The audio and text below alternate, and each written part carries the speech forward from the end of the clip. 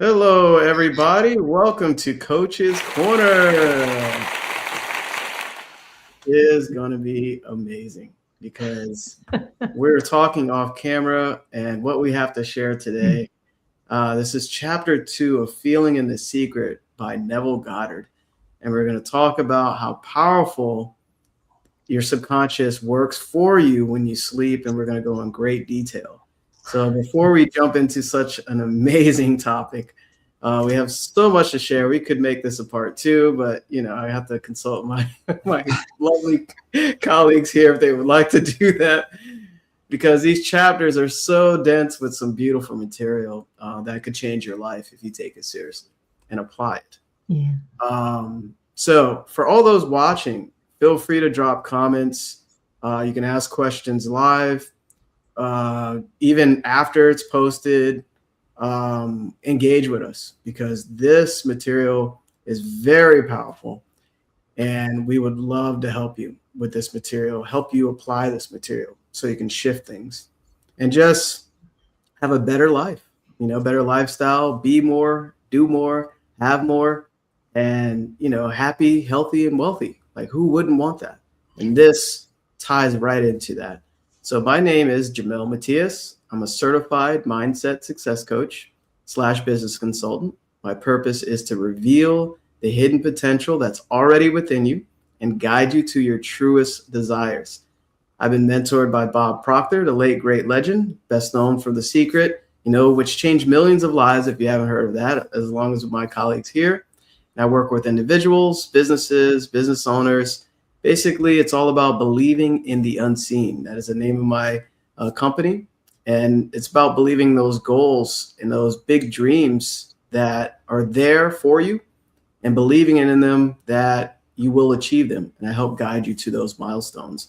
So I'll pass it on to my awesome colleague, Lou. Oh, thank you, Jamel. Hello, everyone. Thank you for joining us. Whether you're on here live or you're catching the replay, we're grateful to have you with us. So, my name is Lou Perica, and I am a success mindset mentor. And there's something that I've noticed after years of conversations with women, that they're not lacking motivation or intelligence, but they're just exhausted from carrying an identity that no longer fits them. And the conversations that I lead are about letting that go and learning how to move forward with clarity instead of force.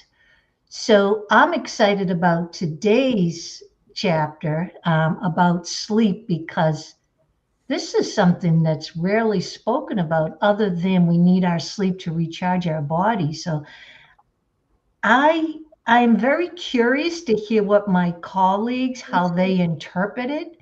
And I'm looking forward to this discussion. So I'm going to pass it over to my wonderful colleague, Paul. Thank you, Lou, and thank you, Jamel. My name is Paul Wooters. I'm from the Burlington, Ontario area in Canada. And I'm also a success mindset coach, having been mentored by, as Jamel pointed out, the late, great Bob Proctor. And I'm also director at the World Life Education Center of the Leadership and Development Department.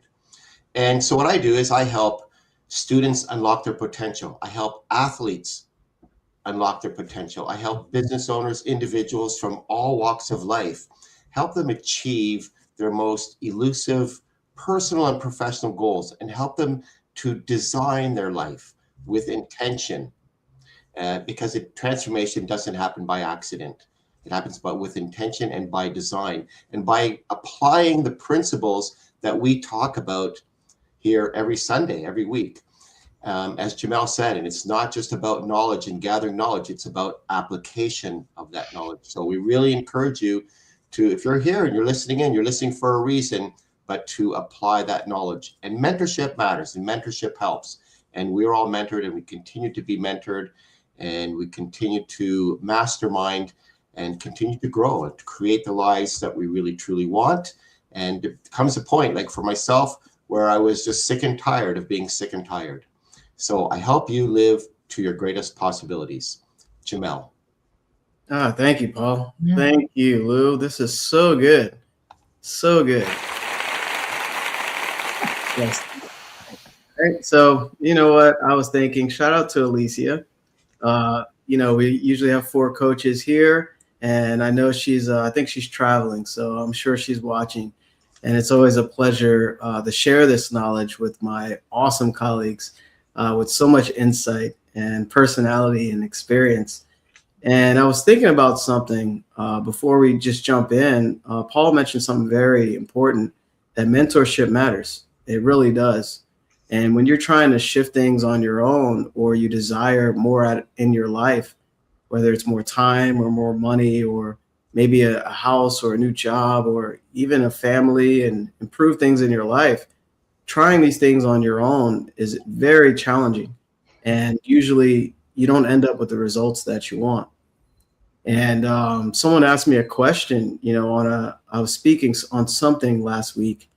I was an expert masterclass. Yeah, I did an expert masterclass. And there's a question someone asked me that kind of struck me. She said, "What would you do if you had to start over?" And there was this pause of silence. And I really had to think about that.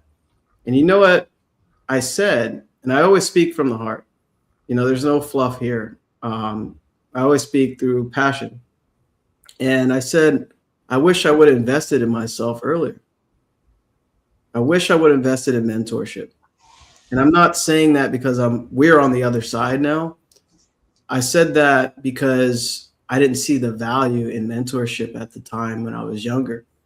I was like, you know what? I'll buy all this other stuff, material things. I was buying video games, spending on food and restaurants and travel and stuff. That's all good. But when you fill yourself up, everything on the outside changes as you grow.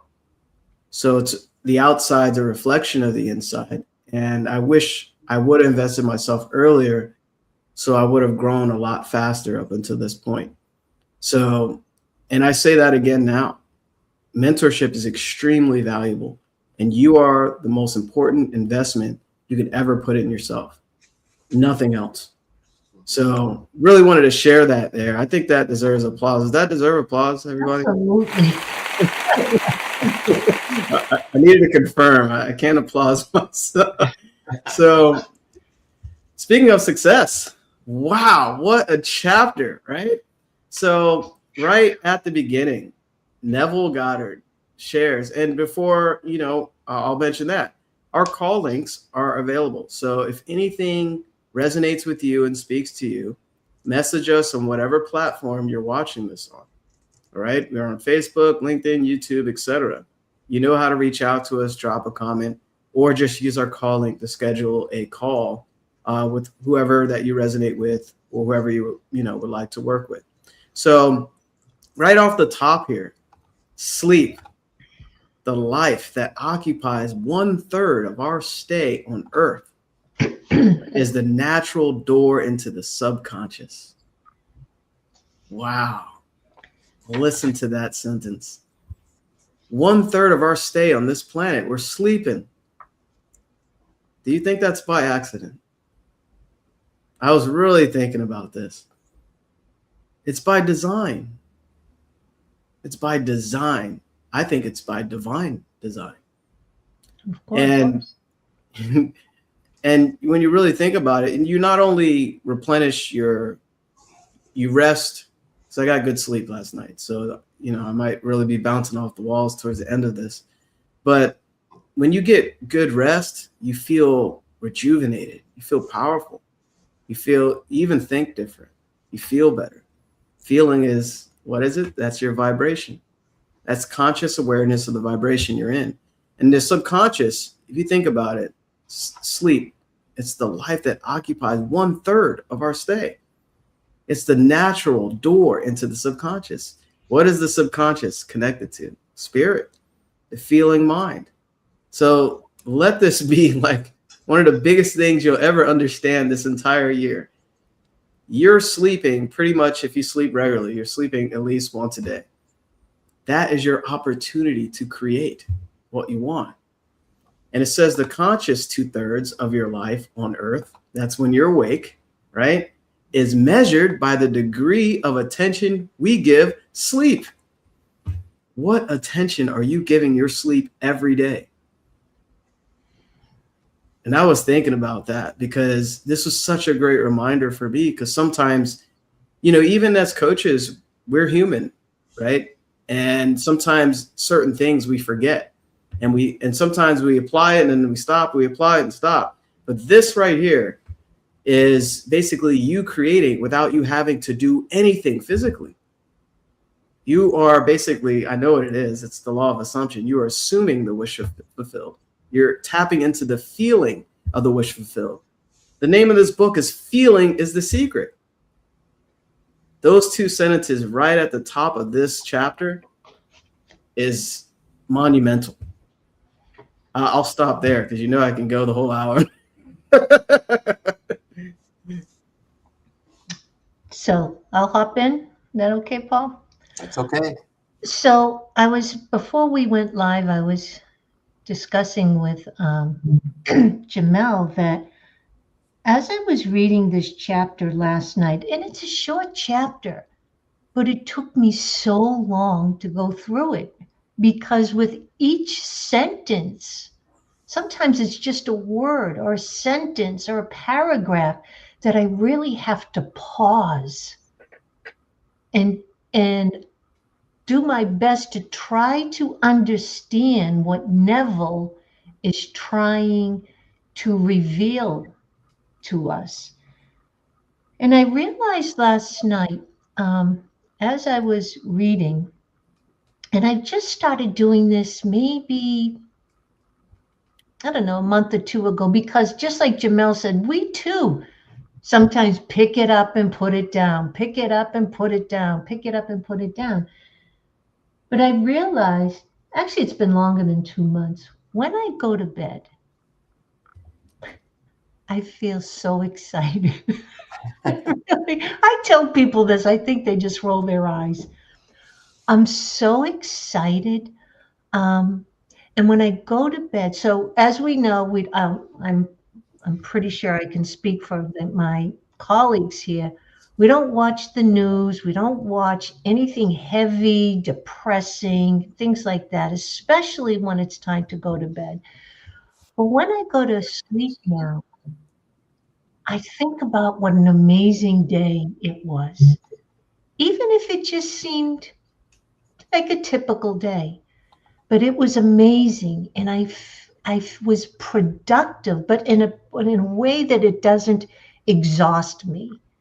I got things done and I felt accomplished. So when I go to sleep now, I review my day and I review what a great day it was. From the time I woke up, I went to the gym, I came home, I had a healthy breakfast, I was able to shower, I got on my computer, did X, Y, and Z. So this is what I believe, what Neville is trying to tell us, to go to sleep, right? And even there's another book where he talks about revisions. You didn't have such a terrific day, right? But when I go to sleep now, I'm super excited about, I just started getting into dreams, about dreaming. What am I going to dream about tonight? And I look forward to it. And I've been having some crazy dreams, but I realized I just thought sleep was sleep. I never realized what Neville is trying to tell us is because the thinking mind, the analytical mind, doesn't need to figure things out. It's just relaxing, right? It loosens the control of everything. So, because change doesn't come from trying harder, sometimes it comes from we just slow down trying to make things happen.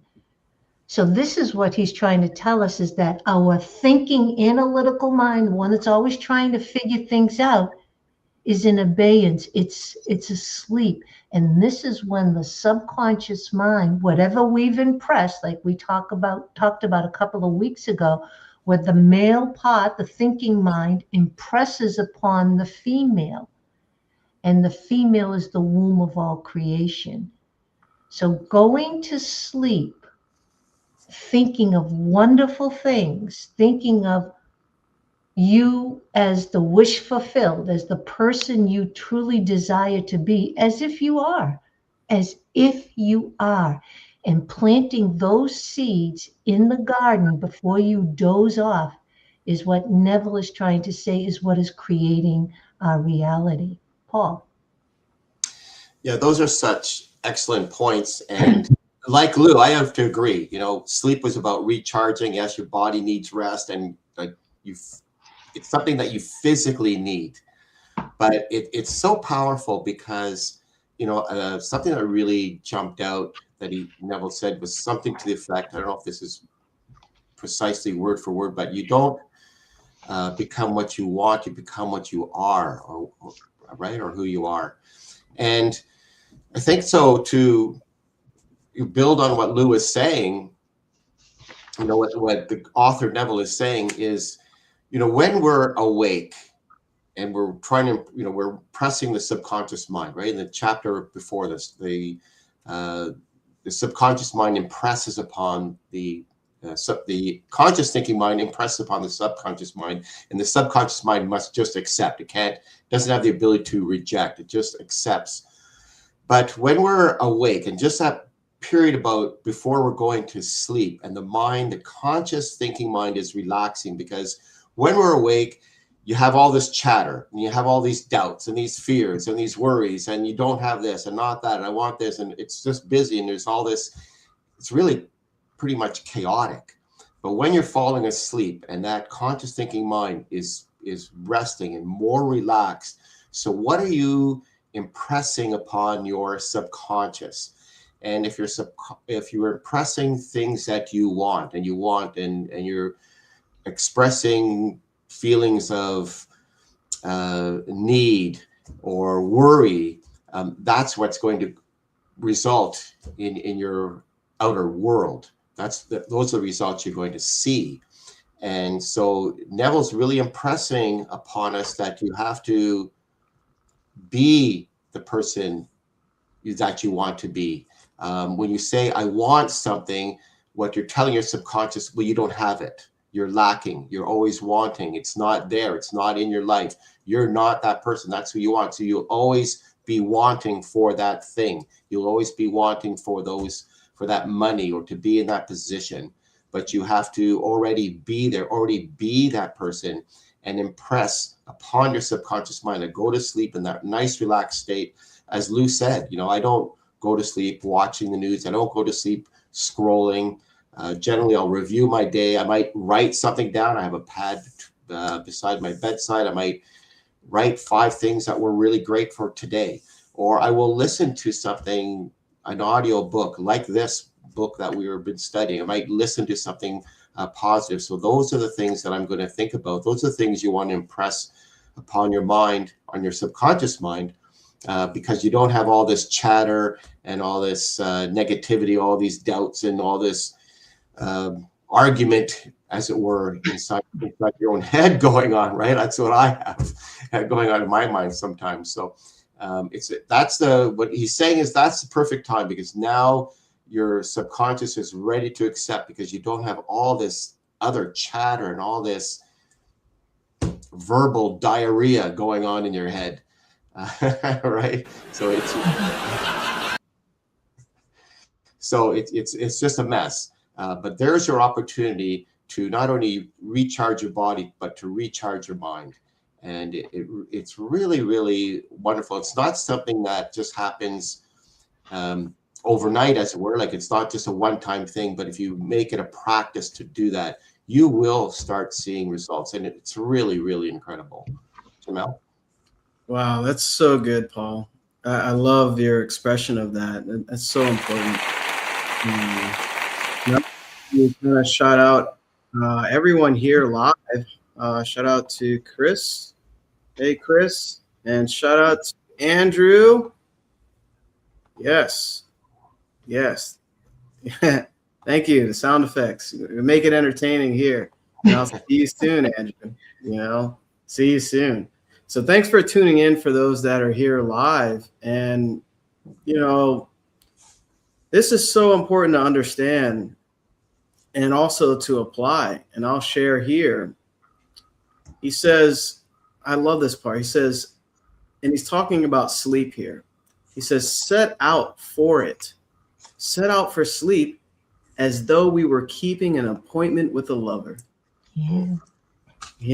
And I love that line. And we all, well, hopefully some of us experience love in our lives, right? Not only with a person, maybe a pet, right? Or whatever, your children or grandchildren or whatever you fell in love with and you truly love. Imagine that love for sleep every day. And Lou mentioned she gets excited, right? She has this excitement. Yeah. But now this is kind of like an awakening for her as well, like a reawakening, like awakening to go to sleep, right? Awakening of awareness, right? Set out for it. It's an appointment. Oh, I'm going to sleep. I know what I'm going to do. I'm going to impress my subconscious with the wish fulfilled. Whatever that wish is for you that you really want in your life. And this is your opportunity to create, to be more, not just to do, without doing anything physically, right? So then he says sleep is the time when the male or conscious mind, so he refers to the conscious mind as male, turns from the world of sense to seek its lover or subconscious self. So the conscious mind is referring to it as a male seeking its lover, the subconscious. Guess what happens when the conscious and subconscious meet? They give birth. It even says it. The conditions and events of our life are your children, formed from the molds of your subconscious impressions in sleep. So all the conditions and circumstances in your life, you gave birth to them through your thinking. And you will forever do that, whether you understand this, believe it or not, because these are laws. It's by design, and you're a part of this design. Now you're getting an understanding of it. And you should be very excited to understand this, because this separates you from a lot of people that just think sleep is just, oh, I'm tired, I need to go to sleep. This is giving you an understanding that not a lot of people understand or believe. So then he says, they are made in the image and likeness of your innermost feeling, that they may reveal you to yourself. What? Right? So you're revealing the innermost self. That's why by their fruits you shall know them. What does that mean? What fruit are you bearing in your life? What do you see around you? How much money is in your bank account right now? That is a belief. That's your innermost self expressing itself, revealing what you've been putting into the subconscious over and over and over again. And that reminds me of that perpetual cycle of doom, right? Bob said, if you're looking at the results and letting the results dictate what you think and how you feel, you'll forever create the same thing over and over again. So it's a cycle of you seeing the results you don't want, and you're feeling a certain way and you're recreating it. And then wondering, what am I doing? I'm trying so hard. I'm working hard. Nothing's changing. I'm trying affirmations, whatever. You're still letting your results dictate your thinking and what you really believe. So this is why sleep, understanding sleep and basically what you're thinking and what you're feeling before you go to sleep, before you pass into that subconscious, is vital to creating a better life. It really is. It's vital. And I love how he expressed that, as far as male, female, and conscious and subconscious. So important. And you're revealing yourself every day. Wow. Anybody want to chime in on that? Yeah, you had said, so when we go to sleep, we may not necessarily be thinking of ourselves per se, but we may be thinking of what's going on in our life. So you could be worried about bills, you could be worried about losing your job, you could be worried about a relationship. Whatever it is, again, you may not necessarily be thinking of you and who you want to be, etc., but you may be thinking about the conditions that you are facing. Those conditions have a vibration. So as you doze off, and that's what Neville's talking about, is this drowsy state.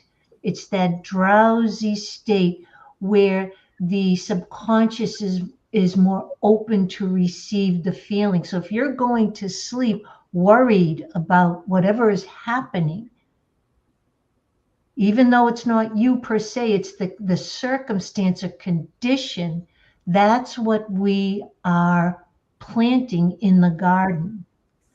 So that vibration of worry, doubt, fear, that's what we're planting. And that's what we continue to experience. But I wanted to read this little part, and I wanted to see what my colleagues thought about this. Because when I read it the first time, I didn't understand it because here I have question marks. But as I read it last night with a deeper understanding, I came up with something different that I want to just ask you guys. So this is on page 15, guys. Second paragraph. You never draw out of the deep of yourself that which you want. And this is what Jamel was saying. You always draw that which you are. And you are that which you feel yourself to be. But this is the part that I want you to hear, as well as that which you feel as true of others. So at first I didn't understand this. I just wanted to throw that out. But how I interpret it now. But maybe Paul, how do you interpret that last part? To be as well as that which you feel is true of others. Do you want me to share? Maybe it'll get your wheels turning. Yeah, go ahead. Yeah, I didn't. So at first I thought it meant, well, love yourself as love others as you love yourself. And that's what I had here. But then I realized I had this conversation with this woman the other day, and she was talking about her sister-in-law. And she's been her sister-in-law for 40 years. And every time they get together, which isn't too often, her sister-in-law, and I can hear other friends telling me similar stories, gives her some sort of a zing, like when no one's around, always giving her some little dig or a zing. And this woman kind of tries to ignore it because she's very nice and she would never do that. So this is what I believe what Neville is saying. Because we expect people, because of past experiences, how they show up, like say the sister-in-law is always given some little zing or a little dig, even though this woman is not asking for it, but she's painted a picture of her sister-in-law that every time they get together, this sister-in-law is going to give a little zing or a little jab at her. And I believe that's what he is saying. It's that expectation. I think it's in one of his books, maybe Power of Awareness, about the woman who's having a difficult time with their manager. And every time she goes to work, she's dreading it because he's always going to insult her. So I believe that's what that means, but maybe you guys have some different opinion. And my apologies if I took you off track.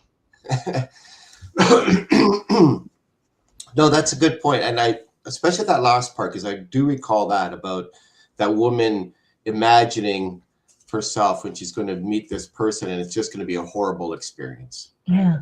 And so, yes, you're always imagining this scenario, when I'm with this person, this is what's going to happen. She's going to say this, or he's going to say that, or they're going to act like this, or they're going to react in this certain way. And I'm already previewing what I imagine that's what's going to happen. Maybe it did happen in the past, and maybe a certain person is inclined to behave in a certain way, but to replay it over in my head, you know, that's the scenario. I'm already creating this visual of what's going to happen.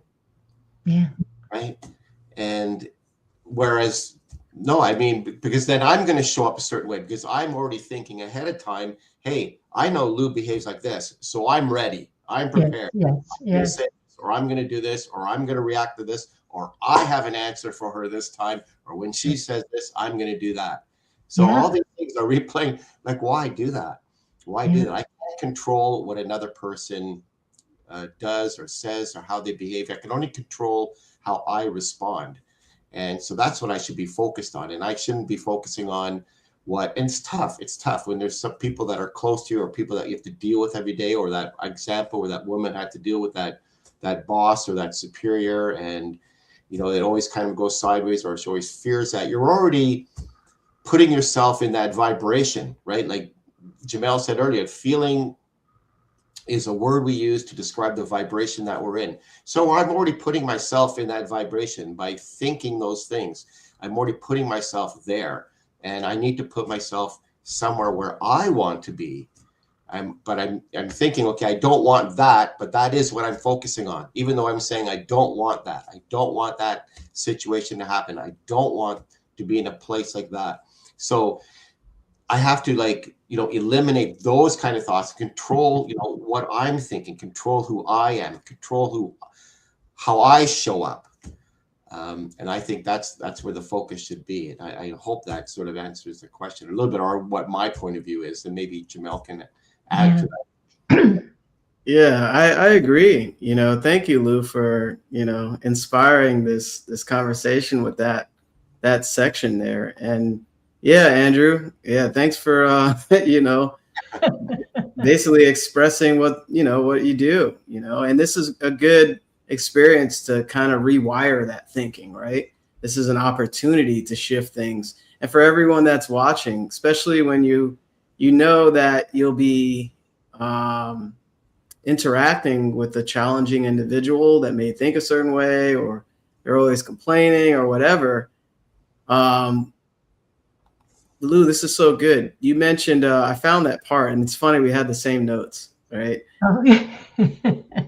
And I'll just reread it here.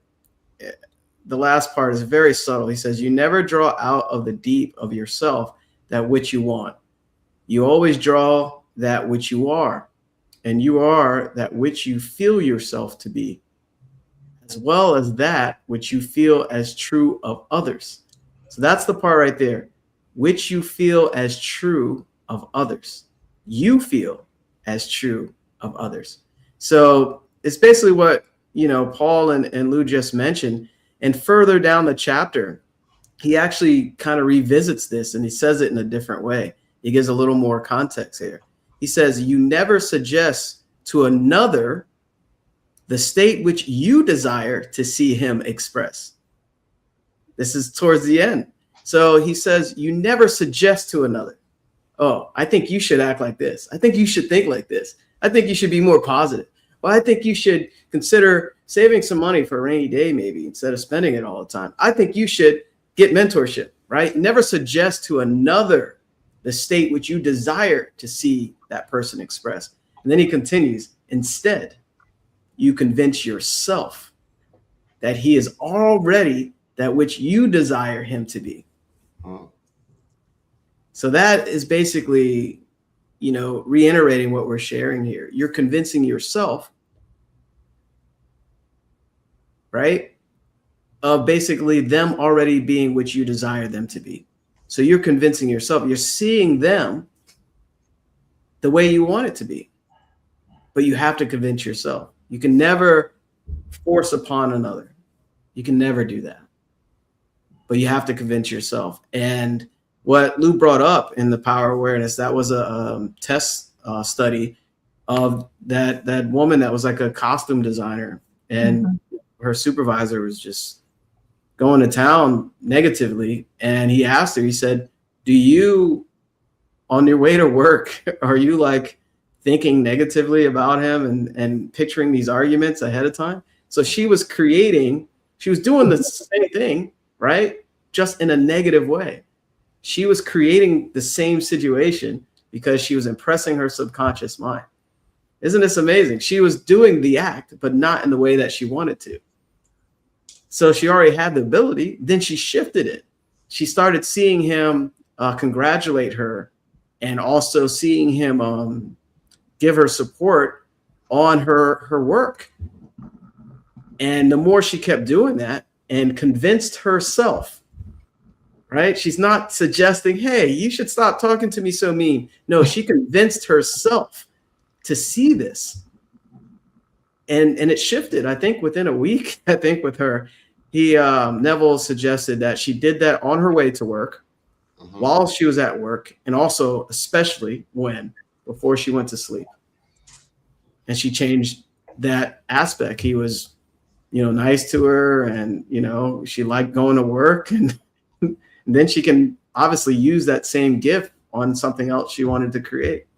Like, you can use it with anything, right? Anything you want. And, use this knowledge in your life.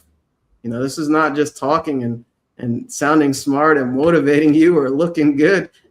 We want to give you this knowledge, and we're really excited to share this with you. So, Lou, thank you for bringing that up, because I caught that as well. Cool. Yay. Let me just see. So I was thinking, I put a post this week. Who are you when you're not thinking? Oh my gosh. Isn't that delicious? But there's this like quick little space, because we're always thinking if we're awake, right? We're always thinking. And just, I won't go on. I just want to address this a little bit more about how not only ourselves that we're creating, but we're creating the experience. So how many times do we have these mental internal arguments with people? We kind of just make this stuff up in our head. It's really like Paul was mentioning.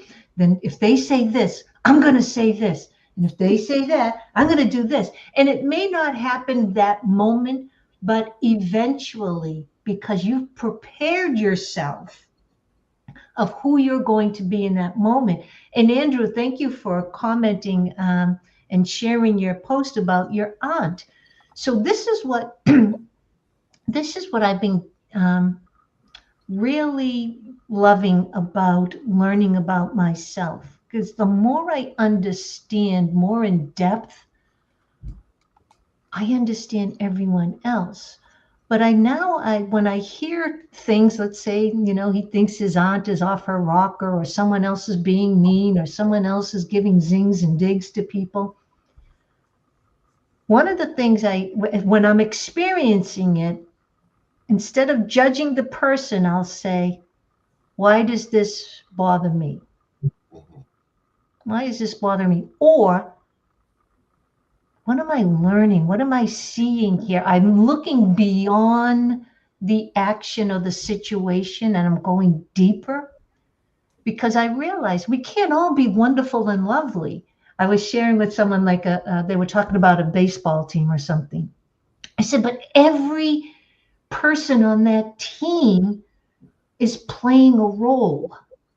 And without that position and that role, you wouldn't have the complete team. So let's say for our baseball, for an example, you've got the pitcher, you've got the batter, first base, second, right, the infield, the umpire, all of those things.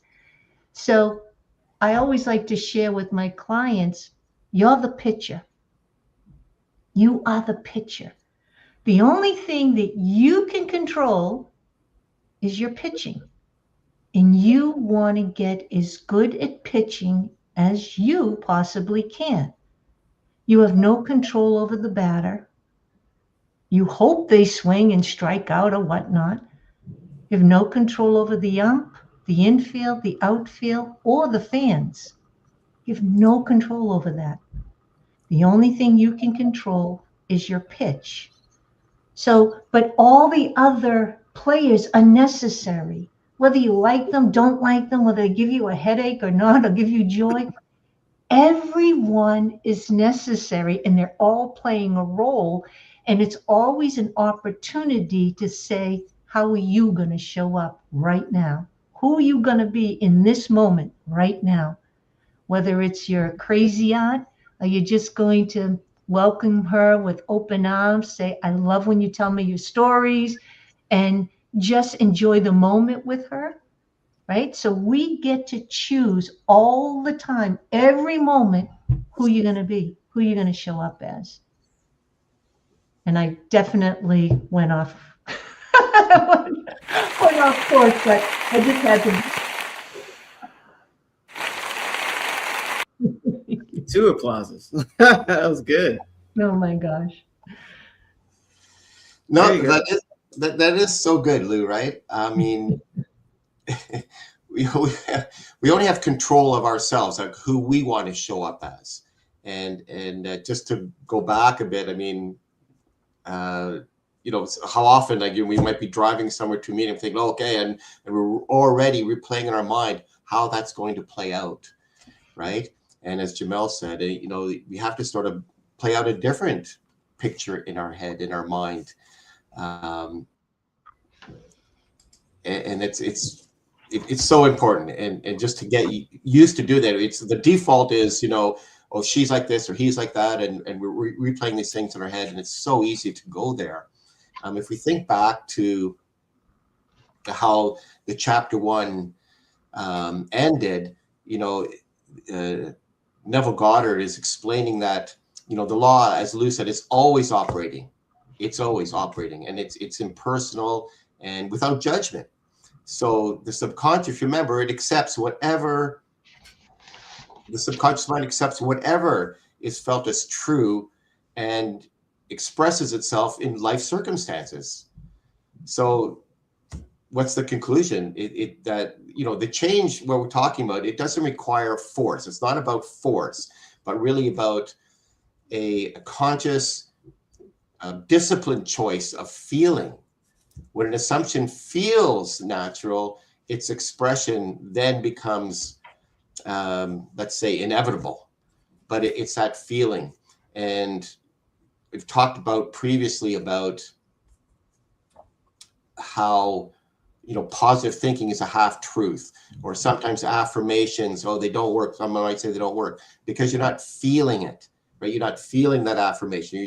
You're writing words, and they sometimes become almost meaningless words. Or people will sometimes pray when everything else has been exhausted. Then they pray when they're most fearful, right? Then they're most fearful, but they're praying in fear. So what is it I'm trying to say? So yeah, so it's when you're thinking about something, you know, we talked about, you know, visualization exercises are important, and affirmations are important, and positive thinking is important. But if you're not really feeling, if you're not really believing what you're saying or what you're imagining, then it doesn't matter. It's not about creating the perfect picture. It's about believing. So believing something, having a really good belief, having a really good feeling about being the person you want to become, or having the situation that you wish to be in, it's more about feeling than just about visualizing or writing it down. Those things are important, but you have to feel. The feeling is what's really important. The feeling is the transition. The feeling is what brings you to that place, not just writing it down and not just trying to create a good picture if you're not really believing it. I hope that makes sense. It makes perfect sense. I'm gonna give you a full applause. There we go. That makes perfect sense. You know, you shared so much there, and you mentioned prayer, and that's actually the next chapter where we talk about a better understanding of prayer that Neville shares in this book. And Paul, you mentioned at the end of the first chapter, this is why we're talking about sleep. That last paragraph was so good. He says, mastery of self-control of your thoughts and feelings is your highest achievement. So if you have no self-control of your thoughts, that's something you want to pay attention to. Okay. That's something you want to master. It doesn't mean trying to manage every thought that comes into your mind, but being more aware of negative thinking, because it's just going to keep giving you negative thinking, negative results. And he says, mastery of self-control of your thoughts and feelings is your highest achievement. So obviously you'll feel a certain way if you think a certain way. Feelings follow your thoughts, right? So, however, until perfect self-control is attained, right? So that in spite of appearances, what you see, hear, smell, taste, touch, you feel all that you want to feel, use sleep and prayer to aid you in realizing your desired states. So he moves right into sleep. This is to aid you into that desired feeling. I don't think I ever met a person that has mastered self-control of their thoughts in my entire life.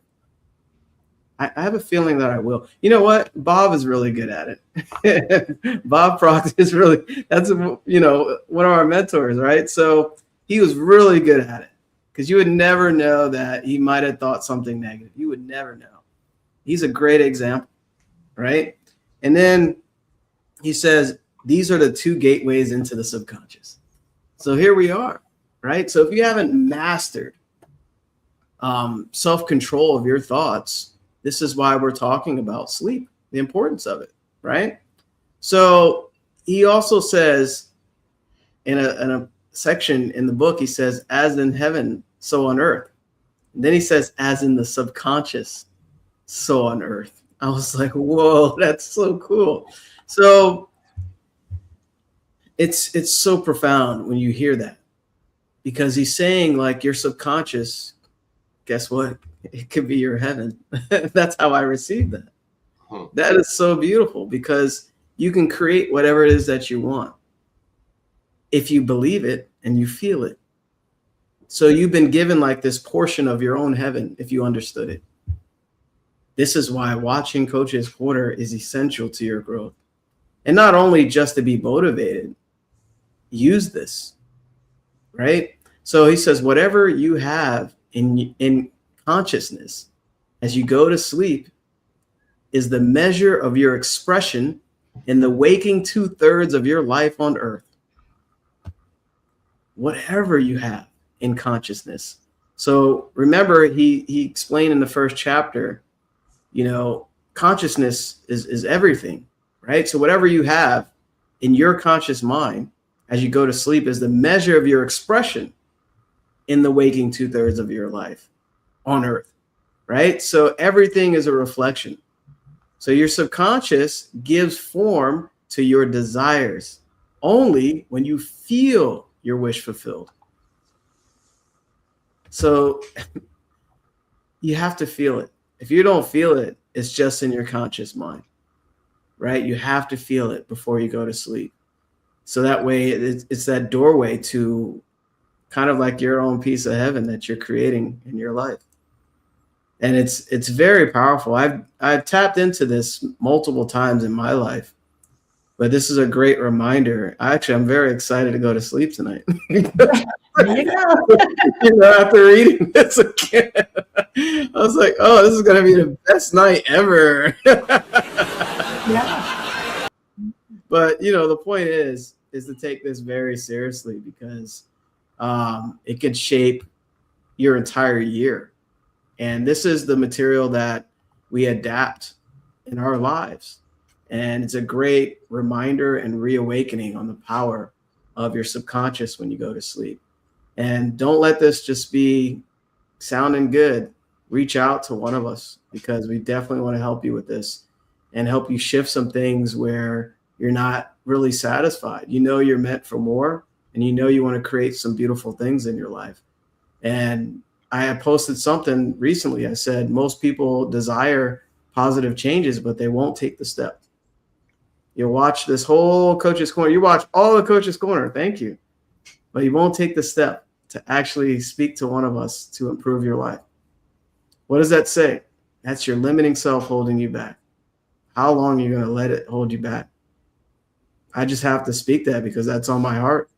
And don't let that voice hold you back anymore. This is material that is extremely powerful. So I'll stop there.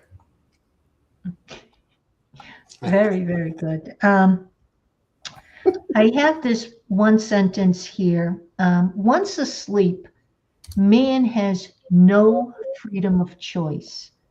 His entire slumber is dominated by his last waking concept of self. And I have here in my notes, and Neville doesn't address it, but I wanted to address it. Because many times we can go to bed because we're just exhausted, right? We just go into bed and just clunk. We're exhausted. When I go to sleep now, because I'm excited and I'm thinking, it takes me longer.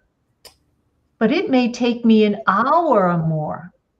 So within that hour or so, I have to be mindful of what I'm thinking. Can be a trap. But I wrote down here why exhaustion blocks change. Because exhaustion keeps us reactive. And when we're tired, we default to old patterns. So rest it's restorative. So sometimes you'll say, oh, you did so much today, whatever that means, you just go to bed, you're exhausted, and you'll say, I'll do better tomorrow. But you're depleted. So what happens is you repeat the same patterns, not because you lack the will to do so, but because you're exhausted. And when you go to sleep exhausted and depleted, that's the vibration that you're in, and you are creating similar patterns of exhaustion, not moving ahead. So this is why when you go to sleep knowing that you are not only recharging your batteries, but you are creating your life.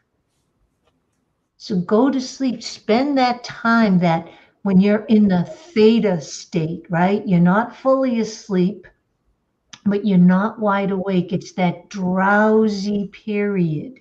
This is when the subconscious is wide open, and that because all the noise is quieting down. So the male is able to enter into the subconscious mind without all this resistance. So I just wanted to touch upon that because, again, most of us may do till we're completely exhausted at the end of the day. Oh, okay, well, you should hear this, Jim. Yes, you speak it. But when I go to sleep, I'm not exhausted. I feel complete. I feel that I was productive. I got done what I wanted to do, but it wasn't out of force because I had to do it. I stopped doing that. And I just, okay, this is what I'm going to do today. I think we talked about writing down our 3 to 6 goal achieving activities, whatever they may be.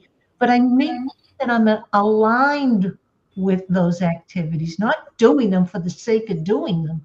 Because the universe doesn't respond to your actions, it responds to alignment, meaning your thoughts as well as your feelings are aligned with your actions, with your behavior. So if you're just doing something for the sake of doing, but in your head saying, oh God, I hate this, and you can feel, then you're actually taking steps backwards. So this is why when you go to sleep, when you can look upon your day and said, I did a great job today. I did a great job today, and tomorrow will even be better. I showed up authentically I showed up aligned. I took aligned action, and I feel really good. Really, really good. I'm excited about tomorrow. When you go to sleep that way, you just life gets better instead of, oh. That's a completely different vibe, right? So I just wanted to touch, because I know many of us go to sleep just, we're spent. I can't do another thing. I'm just so done. Stick a fork in me, right? So just wanted So well said. I needed that. to It's so true. It's so true, right? Like how often, I love that you said that. I think so many people can relate to. I certainly can relate to that. You know, you're so beat up, and I'm glad that day's done. Oh, what a day. Oh, it's so terrible. I just can't wait to sleep. And this happened and that. I can't believe when she said we were that.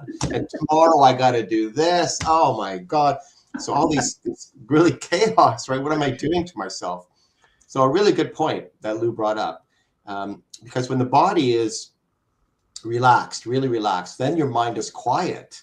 And then the feeling can do its work. Because when we're fully awake, right, the mind is questions, there's doubts, and we're overthink. I know I'm really guilty of that. You start overthinking about stuff.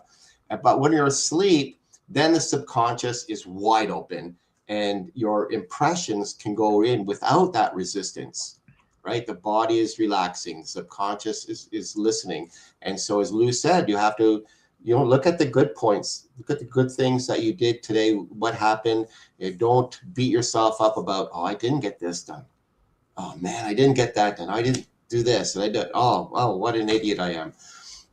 But you have to, the past is the past. There's only this moment. So this moment, okay, I can only live in this moment. So I want to move forward. So, like that statement, you do not become what you want. You become what you are. Wanting, that implies, separation, or you don't have, you have lack. But being implies your identity. You already are or already have. So you want to think from the end result. That you want to think from the person that you want to become. You want to think from the things that you have. When you say I want success, your assumption is, well, that means because I want it, success is not who I am yet. So Neville is reminding us that the subconscious mind, it does not move toward what we want. It expresses what we accept ourselves to be. So the subconscious mind isn't the one chasing goals. It just maintains the identity. So feeling is what turns that desire into an identity. So the moment a new state feels natural, it feels familiar, it feels like, hey, this is who I am, then it stops being a want and it starts being, as Neville says, an assumption of being. And at that time, then the expression becomes automatic. So good. I told you guys this would be an amazing session today. And if this really spoke to you today and you got some type of value, just see if mentorship would be helpful for you. Because like I always say, doing this on your own is very challenging. And there's people out there that watch segments of videos, they get motivated and they're inspired and they're just gathering all this information, but never really take action towards their future. And guess what happens? You get the same results year after year. Let this year be the year where you shift things permanently to what you really want. You have all the gifts inside you. And this is one of them that we're sharing today. There's something that did come to mind. Oh, when you mentioned prayer, when a lot of people ask for things in prayer, right? Whatever religious background, please give me this, or help me with this. Please give me some more money, or help me. Can I have this, right? When you're asking, you're announcing that you do not have it. And there's a big difference, awakening or enlightenment that I had. You're telling yourself you don't have this thing when you're asking for it. So you're separating yourself from it when you ask. So Neville is talking about basically assuming you already have it. This is like reverse thinking of what we've been taught, the conditioning. And I kind of wanted to share that because a lot of people do that, including myself. I used to do that. One day, I hope, I wish. Anytime you say I hope or I wish, or you're denying the feeling because it's separate. You're pushing it away. And he shared here, he said, the consciousness of sleep is the normal state of the subconscious. The unconsciousness of sleep, that's the normal state. So you have like a treasury here. It's actually a key to a kingdom for you that you have readily available for you to use. And I look forward to using this every time I go to sleep. I do already, but I can go even, it can get better. It can get better. And for those that don't do it at all, apply this immediately. Don't take it for granted, because you attracted Coach's Corner, you attracted us, you attracted this message. And I'll just end here with a big question. And this is for us here as well. How would I feel were my wish realized? How would that feel?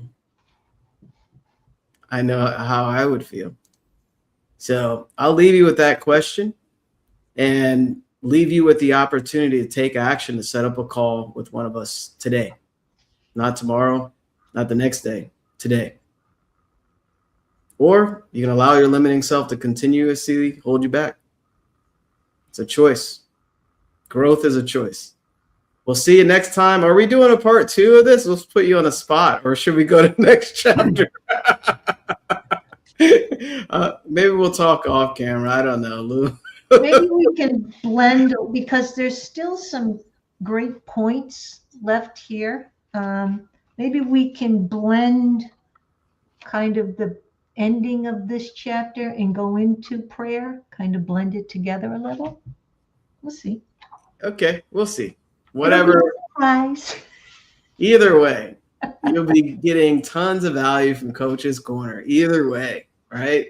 So have a beautiful, abundant week, everybody, and make sure you apply this tonight. Yeah. Go to sleep with the wish fulfilled. First, get a vision of what you want, right? Because you can't feel anything if you don't know where you're going in life. So anyway, bye, everybody. See you next time. Bye. Thank you. Bye.